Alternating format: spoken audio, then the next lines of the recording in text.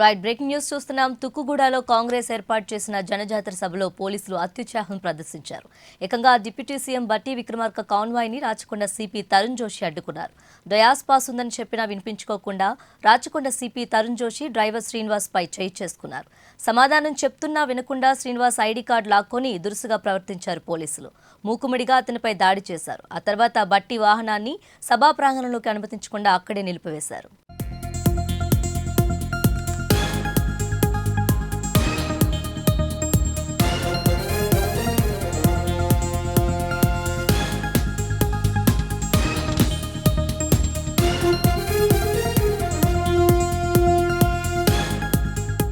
సమస్య సద్దుమణిగిన అరగంట తర్వాత తిరిగి డ్రైవర్ శ్రీనివాస్ ను పిలిపించి చుట్టూ పోలీసులు నిలబెట్టి ఏసీపీతో అతన్ని కొట్టించారు సిపి తరుణ్. ఈ వ్యవహారాన్నంతా చిత్రీకరిస్తున్న వీడియోగ్రాఫర్ మొబైల్ కూడా లాక్కున్నారు. అతనిపై కూడా పోలీసులు చేయి చేసుకున్నారు. అక్కడున్న వారంతా ఇదంతా వీడియో తీయడంతో ఈ విషయం బయటికి వచ్చింది. ప్రస్తుతం ఈ ఘటనకు సంబంధించిన వీడియో సోషల్ మీడియాలో వైరల్ కావడంతో వివాదాస్పదంగా మారింది. పోలీసుల తీరుపై విమర్శలు వెల్లువెత్తుతున్నాయి. డ్రైవర్ శ్రీనివాస్ జరిగిన విషయాన్ని బట్టి విక్రమార్క దృష్టికి తీసుకెళ్లినట్లు తెలుస్తుంది.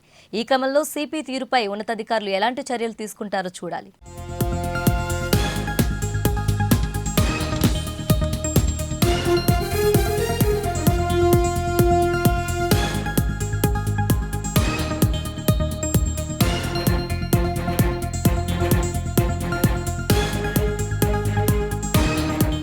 పోలీసుల కథనం ప్రకారం సభకు సీఎం కాన్వాయ్తో పాటు డిప్యూటీ సీఎం కాన్వాయ్ కూడా ముందుకొచ్చింది.